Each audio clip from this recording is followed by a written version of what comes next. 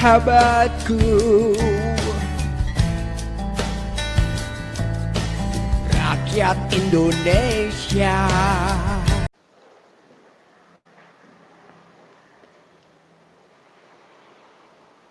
Assalamualaikum warahmatullahi wabarakatuh.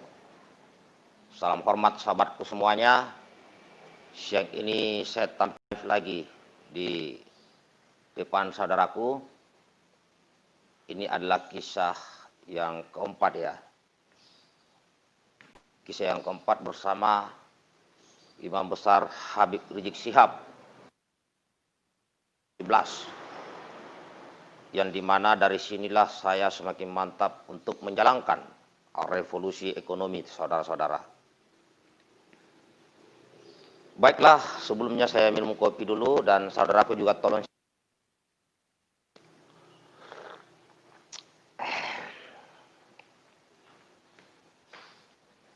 Nah, kenapa saya harus menciptakan setiap kisah ini? Itu adalah suatu kebanggaan buat saya dan saya akan berbagi informasi kepada sahabat maupun yang ada di luar negeri tentang Imam Besar Habib Rizik Syihab yang dalam pertemuan pertama, kedua, ketiga, keempat banyak sekali yang saya ambil hikmahnya di dalamnya, saudara-saudara. Baik, saya akan mulai menyampaikan awal ceritanya. Nonton video itu yang viral ya, sampai ke luar negeri, sampai ke Singapura, sampai ke Hong Kong, sampai ke Taiwan, tentang pelarangan menggunakan bahasa asing di Indonesia dalam percakapan sehari-hari. Itu lokasi di Bekasi ya. Nah, setelah saya menanyakan di situ bersama anggota PETA yang ada di Bekasi, kami viral videonya tuh. Habis itu kami pulang ya. Pulang ke rumah. Setelah pulang, saya didatangi ada yang dari Polda, ada yang dari Kodam Jaya sama Polda Metro.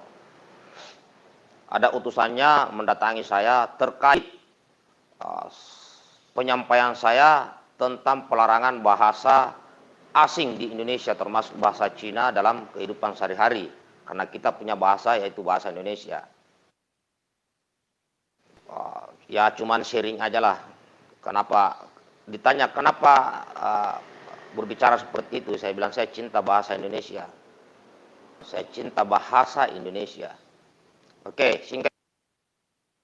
Itu kan pagi. Singkat cerita, setelah duhur, hati saya gelisah. Ya, hati saya gelisah. Saya pingin ketemu Habib Rizik Syihab. Saya pingin sekali ketemu waktu itu. Kemudian saya tanya anak-anak Intel PETA di wilayah Bogor. Saya cari informasi ya. Kemudian informasi dari anak-anak Intel PETA di Bogor bahwa Imam Besar Habib Rizik Syihab tidak ada di Megamendung. Tetapi beliau sedang ada ceramah juga di sekitar Bogor lah. Nah, waktu itu Habib Rizik baru saja kena teror ya, yaitu pada saat ada kendaraan itu lah yang di jembatan turun terus ya, adalah kegiatannya.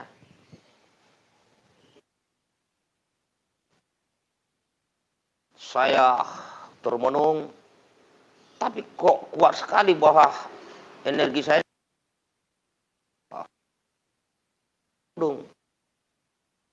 lagi kok anak-anak Intel PETA yang di Bogor. Coba koordinasi anak-anak FPI maupun coba tanya di Polri.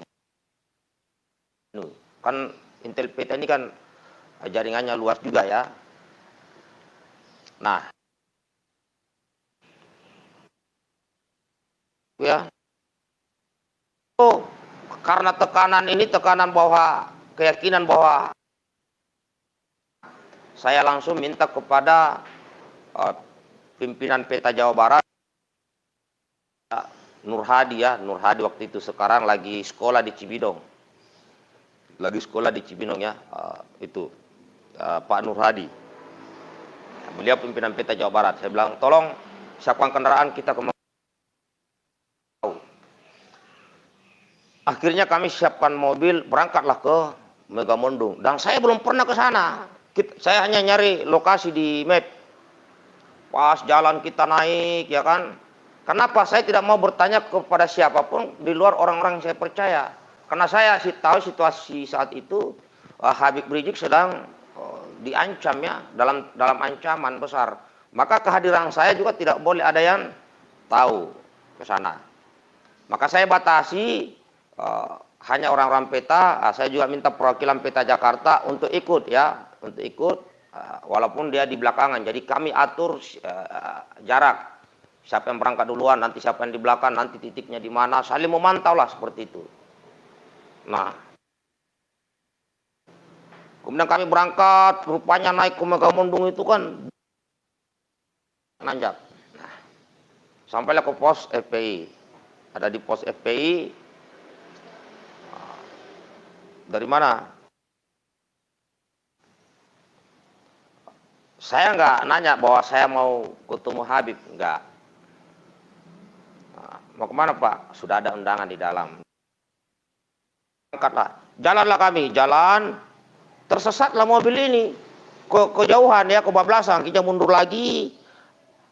Ya singkat cerita tibalah kami di Megamendung. Dan waktu informasi terakhir bahwa memang Habib Rizik tidak ada di tempat. Nah, setelah ke sana sampai di tempat, wah, saya ketemu Amin Rais, Pak Amin Rais ya. Kaget juga Pak Amin Rais, loh, ada Peta di sini. Oh, siap Pak. Bapak dulu kan dosen saya dulu. Waktu ya kayaknya pernah jadi dosen di Akmil dia itu ya. Nah, setelah saya lihat keliling-keliling ya, begitu indahnya di sana ya, begitu asrinya di sana. Tempat itu penuh kedamaian dan kesederhanaan. Akhirnya dipisahkanlah saya ke yang ke tempat makannya laki-laki, Bunda ke yang perempuan. Kami makanlah di situ ya, makan bersama dengan ngantrian ngambil makannya. Nah, tibalah saat tangan. Jadi waktu itu yang diterima awal saya ya, ketemu Habib itu setelah maghrib. Ya, setelah maghrib. Setelah saya masuk, hormat ya ke Habib, sekitar 5 orang ya, tapi keluar 3 orang. Disuruh kata Habib diminta keluar 3 orang. Jadi sisa 3 orang saya di dalam, yaitu saya, Habib Rizik dengan satu Habib juga. Jadi saya ini posisinya berhadapan dengan Habib Rizik. Jadi di depan saya ini Habib Rizik. Saya langsung memperkenalkan diri.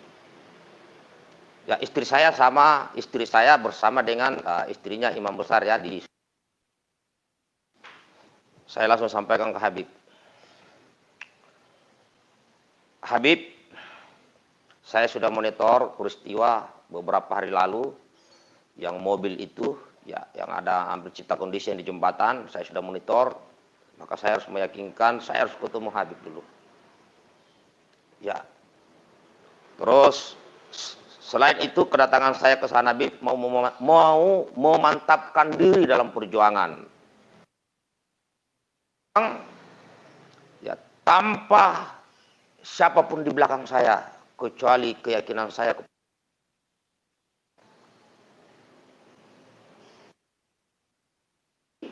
bahwa saya juga butuh petunjuk daripada ulama.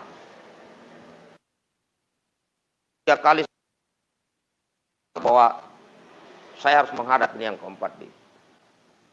Oke, silakan Peta siap. Yang pertama Bib, saya memperkenalkan diri ya. Nama saya Muhammad Saleh, Mayor Purnawirawan TNI, kebetulan saya diminta dengan disebut. Jadi yang menyebut nama jabatan Panglima Besar PETA itu bukan keinginan saya, tapi keinginan orang-orang yang meminta saya untuk memimpinnya. Dan ini adalah komunitas BIP.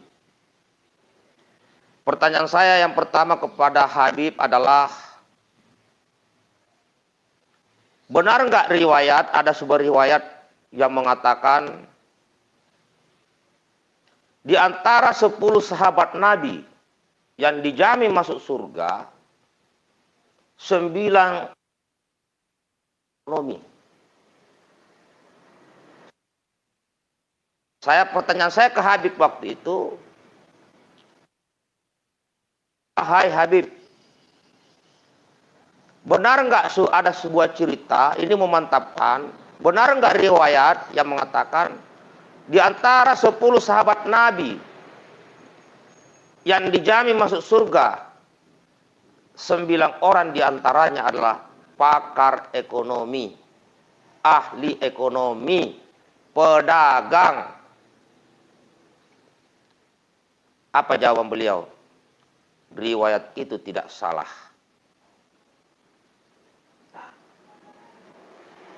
Diam saya. Akhirnya saya lanjutkan, karena begini Bib, saya ini orang dangkal agama Bib.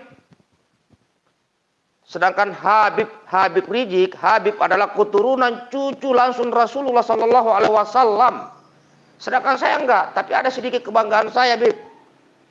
Apa itu? Sambil senyum-senyum Habib. Apa itu? Ya paling tidak Nabi kita kan namanya Nabi Muhammad. Ya paling tidak kan nama saya juga Muhammad Saleh Bib. Paling tidak ada kata Muhammad Habib. Nah, setelah itu saya jelaskanlah tentang revolusi ekonomi. Saya sampaikan ke Habib Rizik, Bib, Habib kan selama ini terus berbicara tentang revolusi akhlak ya. Ya, jihad akhlak. Nah, revolusi akhlak. Nah, saya ingin berjuang di revolusi ekonominya, Bib. Akhirnya beliau nanya, kayak gimana tuh? Kayak seperti apa itu ceritanya? Udah saya bercerita lah tentang sistem ekonomi peta. Mulai dari sistem ekonomi peta tahap pertama, tahap 2, tahap 3, tahap 4, sampai tahap 5. Tahu nggak saudara? Saya ngomong itu 1 jam lebih. Ngomong ngoceh. Habib Rizik itu mendengarkan. Tanpa ada sepatah pun keluar dari mulut beliau itu. Mendengarkan sambil dia mendengarkan, menyimak. 1 jam lebih. Saya berbicara. Yang kurang lebih di situ kesimpulan daripada tahap 1, 2, 3, 4, 5 adalah bagaimana agar seluruh rakyat Indonesia dilibatkan sebagai investor di dalam mengelola sumber daya alam, di dalam membangun ekonomi bangsa, termasuk membuat pabrik-pabrik produk kebutuhan Indonesia, baik pabrik pesawat, pabrik kapal, pabrik mobil, pabrik kereta, pabrik banyak seluruh produk, itu semua sahamnya dari rakyat. Kurang lebih seperti itu kalau disimpulkan sistem ekonomi peta ini. Dan pembagian hasil saham dilakukan setiap bulan. Sehingga siapapun rakyat Indonesia, seluruh rakyat Indonesia akan mendapatkan pembagian hasil saham setiap bulan masuk ke rekeningnya. Baik yang bekerja maupun yang tidak bekerja. Nah, lebih Habib Rizik mendengarkan. Nah, setelah saya sudah selesai ngomong, sudah selesai menjelaskan, apa kata beliau? Berjuanglah sesuai apa yang kau yakini, keluar dari koridor agama. Wah, saudaraku. Setelah itu karena Pak Amin Rais juga beliau mau ketemu sama Habib Rais. Saya minta izin, Habib, pasukan saya juga menunggu di luar dan asar yang dari Jakarta nggak tembus-tembus, izin saya di luar aja. Pak Amin Rais. Oke. Kami keluarlah. Setelah di luar saya cek dulu anggota-anggota PETA yang ada di Bogor udah nyampe, yang di Jakarta itu nyasar-nyasar dia ya, mungkin baru masuk juga naik motor. Udah malam. Saya berpikir satu, saudaraku. Ulama sebesar Habib Rizik yang pasti sibuk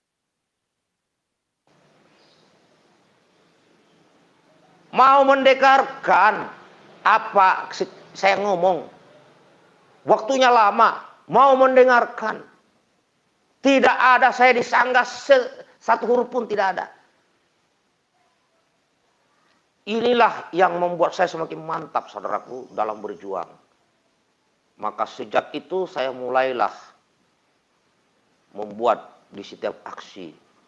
Di saat beliau ke Mekah. Di setiap aksi, di saat saya orasi, saya pasti memberikan di situ kalimat kembalikan cucu Rasulullah Sallallahu Alaihi Wasallam ke tanah air Indonesia agar bangsa ini, walaupun ternyata beliau kembali sendiri, tidak dikembalikan tapi kembali sendiri, entahlah apa yang jelas hikmah pertemuan keempat ini adalah di saat saya menyampaikan, akhirnya saya mulai juga tambah-tambahin jihad ekonomi. Saya semakin mantap. Dan saya juga minta doa kepada saudara-saudaraku semuanya bahwa ternyata setiap pertemuan itu bukanlah suatu kebetulan. Tiap pertemuan itu takdir. Itulah takdir, saudara-saudaraku. Maka saya semakin yakin, semakin mantap di dalam berjuang, khususnya di bidang ekonomi. Bunda baru datang ya.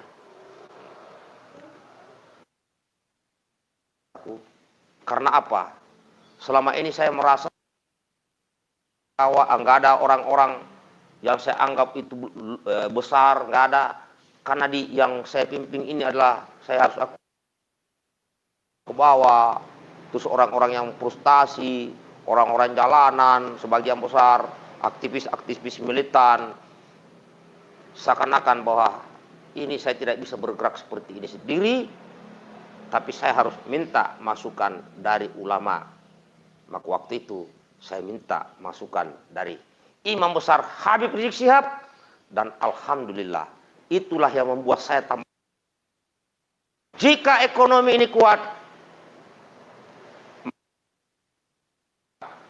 jika ekonomi kita, bangsa kita kuat, maka otomatis kuat karena kita bisa membuat pabrik senjata sendiri. Jika ekonomi kita kuat, kan bagus karena sudah tidak ada lagi miskin yang bisa menimbulkan kriminalitas, yang menimbulkan begal di jalan dan sebagainya, kriminal. Jika ekonomi kita, maka politik. Karena apa? Politik ini bisa kotor hanya karena ekonomi lemah, karena keuangan, dan tentunya akhlaknya kurang baik. Maka bidang sosial terjawab. Karena apa? Jika setiap orang sudah makmur, tidak perlu lagi mantang uang kepada siapapun. Itu negara-negara di luar Indonesia yang butuh bantuan. Karena ekonomi kita sudah makmur. Jika ekonomi kita kuat, maka hukum insya Allah bisa ditegakkan. Hakim itu sebagainya, maka ada yang disebut jual beli kasus, ada dan sebagainya. Oknum-oknum ya. Karena ekonomi masih lemah. Inilah keyakinan saya, sahabatku, dan mengambillah riwayat Rasulullah Sallallahu Alaihi Wasallam di saat beliau hijrah ya dengan umat waktu itu dari Mekah ke Madinah. Apa yang dilakukan Rasulullah Sallallahu Alaihi Wasallam di saat terakhir Rasulullah tiba di Madinah? Semua umatnya udah masuk duluan, terakhir Rasulullah datang dengan satu orang paling terakhir untuk meyakinkan umat ini sudah aman. Apa yang ditanya? Mana pasar? Buatkan pasar. Artinya adanya pasar, ya orang-orang yang bisa membuat Gucci, bisa membuat apapun, dia punya tempat jualan. Para kapilah-kapilah yang lewat di situ terputar di situ. Dengan ekonomi itulah yang pertama, maka pasukan mulai bisa membuat senjata, mulai bisa membeli kuda perang, mulai bisa memakmurkan, membantu orang-orang miskin. Didatangkan lagi sahabat kuat, pakar-pakar ekonomi seperti Abu Bakar As-Siddiq, Sayyidina Umar, Sayyidina Ali, dan sahabat-sahabat ini bukan orang miskin, saudara. Maka berputarlah ekonomi semakin kuat, semakin kencang. Dibentuklah angkatan perang. Dan sepengetahuan saya, sebelum Rasulullah wafat, itu sempat membentuk pasukan khusus. Walaupun pasukan khusus itu belum sempat ditugaskan, tapi dibentuk pasukan khusus. Saya lupa namanya, pasukan khusus yang dibentuk oleh Rasulullah. Nah tentunya itu butuh biaya, saudara-saudaraku. Dari situlah landasan pemikiran saya, dari situlah dasar-dasar pemikiran saya, kenapa bangsa Indonesia harus memiliki ekonomi yang kuat. Jangan dibalik-balik. Kalau ekonomi kita lemah, seperti sekarang ini, saudara-saudara, mudah dibenturkan, korupsi di mana-mana, suap menyuap, karena ekonomi kita lemah. Kenapa lemah?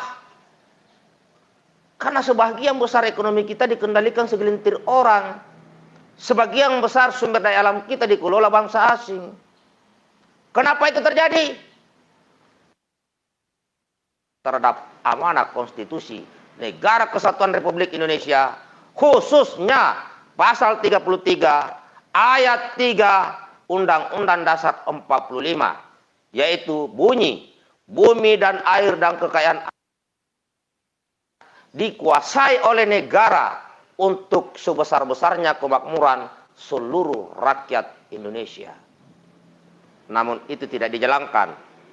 Jika pasal 33 ayat 3 ini tidak dijalankan, mana mungkin amanah sila kelima Pancasila, keadilan sosial bagi seluruh rakyat Indonesia, bisa terwujud. Jadi ini saudaraku, kisah, ya ini kisah 2017 dengan Habib Rizik, yaitu saya memantapkan diri untuk berjuang di bidang ekonomi, dan hikmah yang saya dapat di dalamnya adalah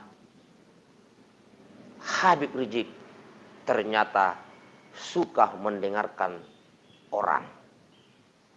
Bijak. Artinya bijak. Ada orang kalau sudah merasa pintar, merasa hebat, merasa ya luar biasa, ngomong pun si A, si B, si nggak mau didengarkan, nggak akan didengarkan, karena sudah merasa lebih kaya, merasa pejabat. Malah dia ngatur kita. Malah dia mau ngatur-ngatur kita. Tapi Habib Rizik, waduh, didengarkan. Apa? Semoga sukses Pak Mayor. Wah, tambah bangga, tambah bangga. Cucunya Rasulullah yang ngomong. Cucunya Rasulullah. Nah, dari omongan itu saya anggap itu adalah restu. Maka dalam peta satu komando bersama. Ya. Siapa lagi? Oke. Mikrofonnya gangguan kalau kata Sunda ngeresek-ngeresek. Ngeresek-ngeresek mikrofonnya. Oke, suaranya tes, tes. 1, 2, 3. Oh, kalau goyang-goyang ya? 1, 2, 3. Oke, kecilin. Nah, baiklah saudara-saudaraku, saya ucapkan terima kasih yang sudah hadir. Silakan dari kabupaten mana, dari provinsi mana, dan dari negara mana. Oke, saya lanjut sedikit saudaraku. Nah, tahun 2017 itu juga saya itu seakan-akan bermimpi. Wah, tapi bahaya nih kalau diceritakan mimpinya. Nanti bisa dilaporkan ke Bareskrim atau ke polisi ya. Tapi nggak apa-apalah, sedikit lah. Bahwa ada impian saya adalah di mana setiap rakyat Indonesia memiliki emas. Tahun 2017, saudara. Itu dibikin kepingan logam. Akhirnya saya, wah gimana caranya ini? Akhirnya saya ambil kertas, ambil pensil, saya tulislah. Tapi saya belum bisa ngedit di handphone, buat foto-foto edit, belum bisa. Akhirnya saya foto itu, kertas pensil itu. Setelah saya foto, saya naikkan ke Facebook. Ke depan, setiap orang memiliki emas. Nah, habis itu datanglah Nur Hadi ya, pimpinan Peta Jabar. Dia bisa ngedit. Bang, saya editkan ya. Oke. Kayak gimana yang dibentuklah. Waktu itu saya masih mengikuti logika, yaitu 4,25 gram sama dengan 1 rupiah. Jadi saya menulis di situ 4,25 gram emas sama dengan 1 rupiah. Rupiah kita ini menjadi raja mata uang dunia ya. Nah, fisiknya saya nyarilah itu apa tempat-tempat percetakan timur yang bisa, maka dibuatlah dari Kuningan, dibuat dari Kuningan ya, 4 rupiah. Akhirnya saya dalam hati saya, ya Allah ya Tuhan, kenapa saya melihat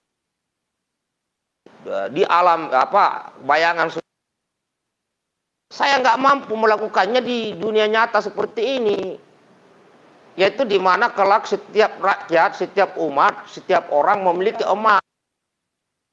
Kayak gimana caranya Tuhan? Sedangkan saya ini bukan orang kaya secara 2017 ngeser-ngeser di Facebook. 2 tahun kemudian, saya ulangi, 2 tahun kemudian, 2019. Kabelnya jangan diinjak. 2019. Ya. Sorry. 2019. Datanglah seseorang kepada saya. Kurang lebih ceritanya begini. Oi Panglima Peta, saya sudah mengikuti Facebooknya selama 2 tahun. Kayaknya Panglima Peta punya cita-cita membuat koin emas agar seluruh rakyat Indonesia memiliki koin itu.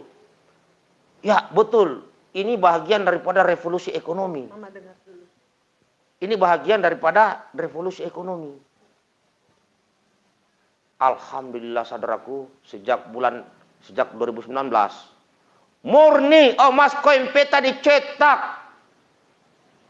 Itu kalau saya harus membuatnya minimal modal 1,5 miliar.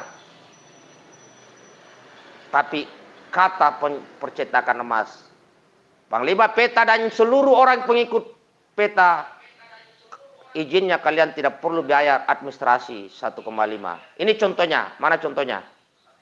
Mana contohnya?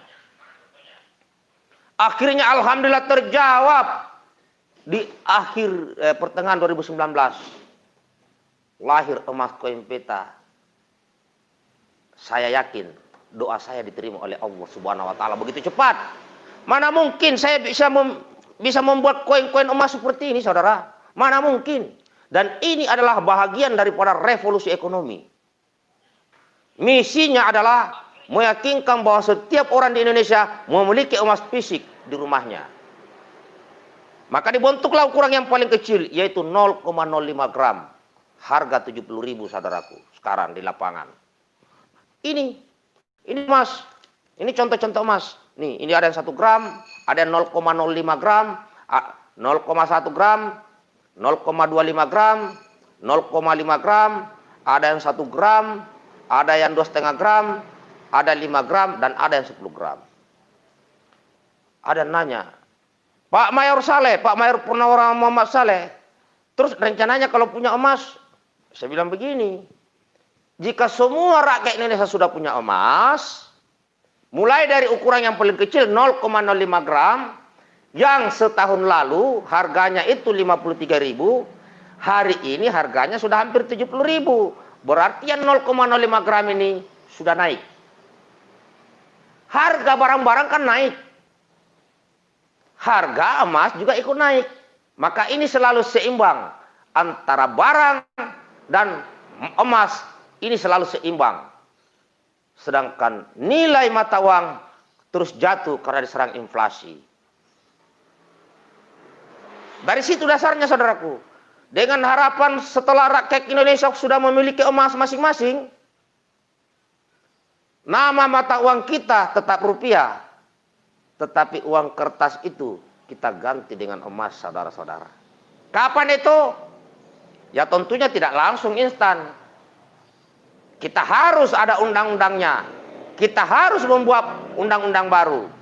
Maka diharapkan pemimpin-pemimpin masa depan, baik itu kepala desa, baik itu bupati wali kota, gubernur, presiden, para menteri-menteri keuangan dan para menteri lainnya, anggota dewan juga harus sepakat di masa datang bahwa sudah saatnya uang kertas ganti pakai emas fisik.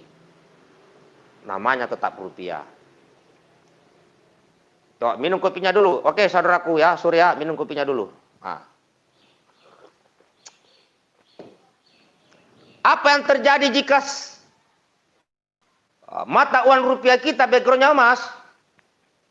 Maka saya sangat percaya seluruh mata uang dunia akan tunduk kepada rupiah. Dolar akan tunduk, euro akan tunduk, yen akan tunduk. Kenapa saya juga tambah yakin? Karena bahan baku emas melimpah ruah di Indonesia. Berarti kita tidak akan pernah kekurangan emas, saudaraku. Apalagi gunanya ke depan? Di saat setiap rakyat Indonesia sudah memiliki emas, artinya itu adalah modal awal rakyat Indonesia untuk menjadi investor dalam mengelola sumber daya alam kita. Mulai dari nambang emas, nambang uranium, nambang gas, nambang minyak, dan 100 jenis mineral lainnya yang ada di bumi Indonesia. Apalagi, itu juga akan menjadi modal awal di dalam membangun pabrik-pabrik yang saya katakan tadi. Mulai dari pabrik pesawat, pabrik kapal, pabrik kereta, pabrik segala jenis mobil, pabrik segala bentuk motor, pabrik produk-produk kebutuhan sehari-hari kita. Baik pabrik sikat gigi, pabrik odol, pabrik semen, pabrik sepatu, dan semua kebutuhan. Kita bisa lakukan itu, saudaraku. Inilah revolusi ekonomi Peta 1 Komando. Inilah revolusi ekonomi pembela tanah air, saudara-saudara. Dan alhamdulillah, saya sudah waktu 2017, semakin besar jiwa saya, semakin semangat jiwa saya setelah ketemu dengan cucu Rasulullah Sallallahu Alaihi Wasallam, yaitu Imam Besar Habib Rizik Syihab.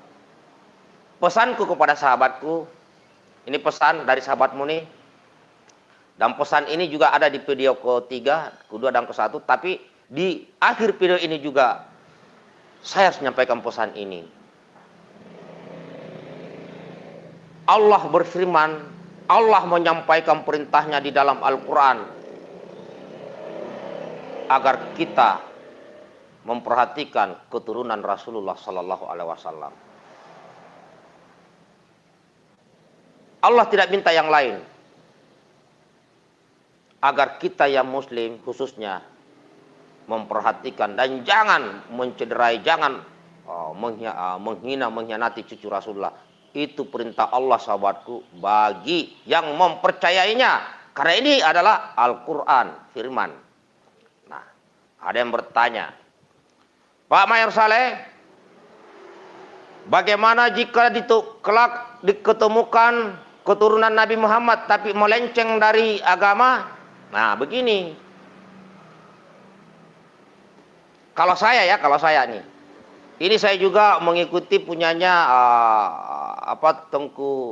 Tuanku Baja ya. Siapa? TGB. TGB juga. Nah, ini menyampaikan. TGB menyampaikan juga ya, Tuang Guru Baja ya, di Nusa Tenggara. Seluruh keturunan Rasulullah Shallallahu Alaihi Wasallam wajib kita hargai, wajib kita hormati. Itu yang pertama. Yang kedua, bagi keturunan Rasulullah Shallallahu Alaihi Wasallam yang mengikuti Al-Quran dan hadis, maka kita ikuti di situ. Salah satu contoh adalah Habib Rizik Syihab berjuang amar ma'ruf nahi mungkar. Pokoknya yang berbau-bau maksiat larang. Nah, saya setuju dengan itu, saudaraku. Saya setuju. Saya mendukung, saya senang. Maka ada kadang-kadang anak-anak peta, anggota peta diajak sama FPI untuk jalan-jalan. Nah, lihat tuh, ada tempat apa tuh yang nggak bagus. Nah, diingatkan, jangan begitu. Jangan berbuat maksiat, jangan main judi dan sebagainya. Kadang-kadang anak-anak peta di beberapa daerah ikut juga tuh. Yang kedua, jika kita menemukan di suatu tempat, di suatu waktu keturunan Rasulullah Sallallahu Alaihi Wasallam melenceng dari agama, melenceng dari Al-Quran dan hadis, maka kita tetap menghormati beliau-beliaunya, para habaib ini, tanpa kita harus menghinanya, mencacinya, membencinya. Karena kalau kita maki, kita benci, kita hina, yakin firman Allah akan menjawab di hari kemudian. Ini perintah Allah, bukan perintah manusia.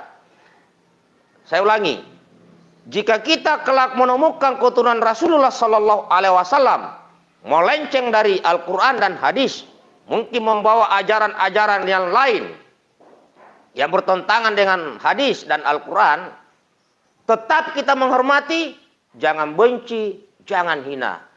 Tapi jangan, yang penting kita tidak perlu mengikuti ajaran-ajarannya yang menyimpan dari Al-Quran dan hadis. Itu saya. Kenapa saya lakukan? Karena itu juga sudah disampaikan oleh Tuan Guru Bajang. Siapa yang tidak kenal Tuan Guru Bajang? Ahli agama, ahli kitab Al-Quran. Nah, dan saya juga tanya kiai-kiai lain, ulama-ulama lain. Benar Pak Mayor, tidak salah itu. Akhirnya saya ikuti.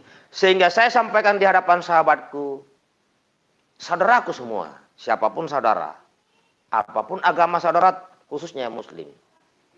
Jika engkau di antara saudaraku tidak suka dengan Habib Rizik Syihab, paling tidak jangan dimaki, jangan dicaci, jangan dimaki. Kenapa? Kalau itu dilakukan, berarti saudaraku sudah menantang Allah. Sebaiknya saudaraku, kalau tidak suka Habib Rizik, mungkin ada suatu kalimat yang kalian tidak suka, cukup jangan ikuti. Jangan ikuti. Kalau itu menurut saudaraku itu salah. Karena saya juga yakin bahwa tidak ada manusia yang sempurna. Tidak ada manusia yang terus benar.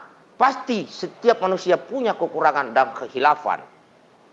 Nah, kalau saya, jika ada seorang ulama, baik ustadz, kiai, habib, melakukan suatu kekeliruan, saya harus membandingkan dulu. Oh, lebih banyak kebaikan yang dibuatnya, maka ngapain saya benci? Mungkin yang sedikit kekeliruan ini karena kekhilafannya, kealfaannya, sebagai manusia biasa. Ini saudaraku selalu kita senantiasa mengingatkan, karena tidak sedikit saya lihat di medsos, ya, membuat hinaan fitnah kepada habaib. Teman-teman ingat, Habib atau Ustadz atau ulama itu, apalagi Habib ya, keturunan Rasulullah, itu kalau kita, itu ibaratnya kayak, saya ulangin lagi ya, itu ibaratnya kayak kertas dalam Al-Quran. Jadi walaupun robek tapi dia berharga. Berdosa kita. Oke, saudaraku, kenapa saya lihat ya entah itu pejabat negara, apa itu orang berpangkat, nggak berpangkat, yang dilihat di diri Habib Rizik hal-hal yang syar'i, hal-hal yang sedikit, tapi itu dibesar-besarkan, bukan hal-hal yang intisari agama. Hanya itu, berarti sampai disitulah ilmu dia. Dia tidak mau melihat ke dalam. Contoh, di saat Habib Rizik membantu korban-korban bencana alam, itu sosial. Di saat Habib Rizik menyiarkan agama tentang pentingnya menegakkan amar ma'ruf nahi munkar, yaitu tidak ada tempat-tempat maksiat. Itu harus. Saya mau tanya, ada nggak pejabat negara yang setuju ada tempat maksiat di negara kita? Ada nggak? Tempat perjudian boleh, tempat maksiat boleh, tempat mabukan boleh, ada nggak? Oknum mungkin ada, Bang Mes. Yang kedua, yang ketiga, Habib Rizik mengajari orang bagaimana tata cara salat yang benar, tata cara salat khususnya yang Muslim. Harus itu dilihat yang positif-positifnya. Kalau yang hanya omongan-omongan yang artinya yang bersifat itu kan bisa dirubah, bisa diapa. Karena itu bukan intisari, tapi ini yang dibesar-besarkan. Oh, dia tukang caci, tukang memaki orang, tukang begini. Padahal orang yang dimaki memang mengakui. Saya mau tanya, yang dimaki Habib Rizik siapa? Memang orang yang hina, pantaslah. Ya kayak kemarin tuh, Sidi kita. Ya memang Sidi kita memang mengakui bahwa dirinya memang seperti itu. Lalu kita marah. Enggak lah, memang benar kok dia memang dasar seperti itu. Ini, jadi jangan sampai pangkat kita besar, jabatan kita tinggi, tapi dangkal dalam memikirkan inti dari sebuah perjuangan. Betul. Tapi apapun itu saudara-saudaraku, apapun yang kita lakukan di muka bumi ini sesuai keyakinan, kita akan pertanggungjawabkan masing-masing di akhirat. Dan kita akan ketemu siapakah sebenarnya pemilik kebenaran itu. Apakah pemilik kebenaran itu adalah mereka yang punya kekuasaan hari ini? Apakah pemilik kebenaran itu adalah orang yang berpangkat, yang memiliki pangkat tinggi hari ini? Apakah pemilik kebenaran itu adalah mereka orang-orang yang sering merampok sumber daya alam bangsa ini? Apakah pemilik kebenaran itu adalah mereka yang merasa dirinya paling hebat di dunia ini? Ataukah Allah Subhanahu wa taala sang pemilik kebenaran sejati? Kita akan tunggu jawabannya saudaraku di saat kita sudah tidak ada sudah menghadap kepada sang pencipta. Mudah-mudahan umur kita dipanjangkan ya, melihat ini saudara-saudara. Melihat semua ini. Ini sudah berapa menit? Sudah lebih berapa jam? Ini saja sahabatku, sudah 43 menit. Takutnya saudaraku bosan mendengarkan. Saya akhirnya seperti ustadz, padahal saya bukan penceramah saudara-saudaraku. Terima kasih sahabatku yang sudah datang semuanya. Kalian semua, apapun agama saudaraku, apapun suku saudaraku, apapun profesi saudaraku, siapapun saudaraku, baik di Indonesia maupun luar negeri, yang sudah bergabung di channel YouTube ini, kalian adalah sahabat yang terbaik. Kenapa? Kita langsung interaksi saudara-saudara. Maka saya bangga, saya mendoakan saudaraku semuanya, sukses selalu, sehat selalu, panjang umur, lancar rezeki halal, menjadi orang baik itu kaya secara ekonomi maupun kaya secara hati, sehingga bisa menjadi dermawan. Karena salah satu daripada janji Allah adalah orang-orang yang dermawan di bumi masuk surga tanpa hisab. Salah satunya itu. Karena saya belum mendengar ada cerita orang miskin jadi dermawan. Kayak gimana dermawannya orang miskin? Yang ada selalu identik, dermawan itu selalu identik dengan orang yang kaya secara ekonomi, keikhlasan hatinya dia berbagi kekayaannya, maka dia dijamin masuk surga tanpa hisab. Maka saya doakan sahabat-sahabatku semuanya kaya secara ekonomi, kemudian menjadi orang-orang yang dermawan. Terima kasih sahabatku ya. Fokus perbaikan ekonomi. Ini saja yang saya bisa sampaikan tentang pertemuan saya tentang Imam Besar Habib Rizik Syihab dalam hal tentang ekonomi, karena memang misi komunitas Peta Satu Komando yaitu kita ekonomi rakyat dan mungkin tak seorang rakyat Indonesia di negeri ini. Oke, demikian saudaraku, karena sudah mulai ditegur, mulai mutar-mutar sinyalnya, artinya kita harus segera akhiri. Setelah ini bagi sahabatku yang belum subscribe, jangan malu subscribe. Gratis, tidak bayar. Insya Allah itu menjadi amal saudaraku. Yang belum mau subscribe, karena mungkin kurang senang ke Pambes, saya doakan mudah-mudahan kedepannya saudaraku senang sama saya, akhirnya mau subscribe channel YouTube ini. Terima kasih, terimalah penghormatanku buat semuanya. Salam hormatku buat sahabatku semuanya. Merdeka, merdeka, merdeka. NKRI harga mati. Pancasila sudah final menjadi ideologi Negara Kesatuan Republik Indonesia. Dan agama kita mayoritas agama Islam, kemudian Kristen, Hindu, Buddha, Konghucu, dan kepercayaan lainnya. Kita jaga kerukunan umat beragama di Negara Kesatuan Republik Indonesia dengan semboyan Bhinneka Tunggal Ika. Merdeka! Allahu Akbar! Allahu Akbar. Assalamualaikum warahmatullahi wabarakatuh.